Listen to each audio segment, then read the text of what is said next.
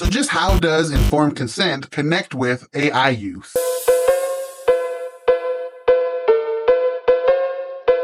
So with this video, we are almost at the end of our 6 pillars of practical and responsible AI use in social work video series. This is pillar number 5, and it's another one that you would think is obvious to most social workers, but that's not always the case. What's up, everyone? This is Ernesto again. I'm the founder and developer of the Social Work Magic suite of AI tools. And I'm here to share with you the second to last pillar of our 6 pillars for practical and responsible AI use for social workers.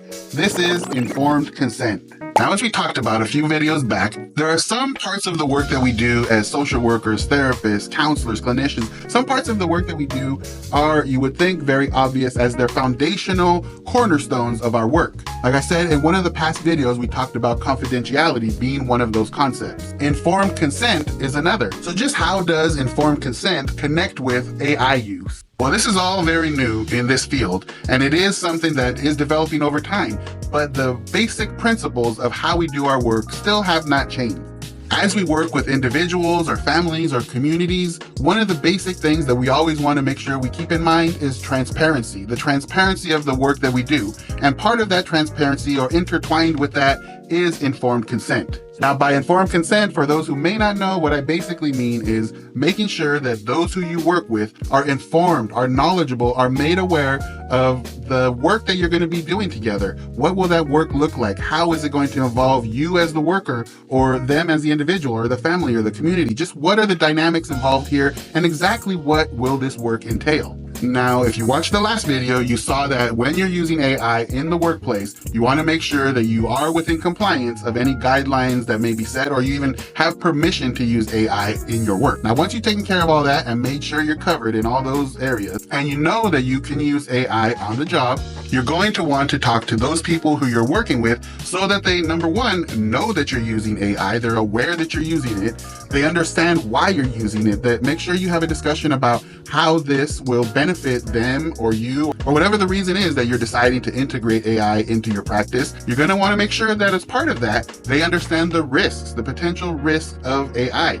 We've talked already about biases, we've talked about confidentiality, all of these things that we have to safeguard, but they remain as risks in the work that we do, just in general, but maybe additionally with the introduction of AI tools. So you'll want to have that as part of your discussion. By the same token, you'll also want to inform them of how your use of AI in your work with them may serve to benefit them. It may make your work faster. You may be able to respond or meet their needs more quickly, more effectively, more efficiently. You're going to want to let them know also the potential benefits of your use of AI as you're working with them, so that they understand just what your motivation is to introduce this brand new technology into your work. Now, of course, just because you have this conversation, it doesn't mean that that's it, you're done. Let's start using AI. There's 2 words here: informed consent. The person, the client, the individual, whoever it is that you're working with, once you have this discussion of all the things that we just talked about, they need to give you consent. Maybe your organization has a formal process for this, maybe not, maybe it's in development, but as a principle or a concept or just a practice, a way of doing things, you need to get informed consent. So you need to provide the information to the person, the individual, the client, tell them all the aspects of what you're doing, and then you need to get their consent, that they're okay with it. Again, if the policies and guidelines exist in your organization, that consent should align with whatever those are. And if they don't exist yet, but you do have permission to use AI, make sure that you are in very close communication with your supervisor, manager, whoever it may be, to make sure that it's clear, it's documented, that this conversation was held, that the consent was given, and make sure also that the client understands and you understand that at any given time, this can change. And either one of you can decide, hey, let's go back to the old way, let's stop using AI, it's not really helping, it's not worth any potential risk, whatever it may be.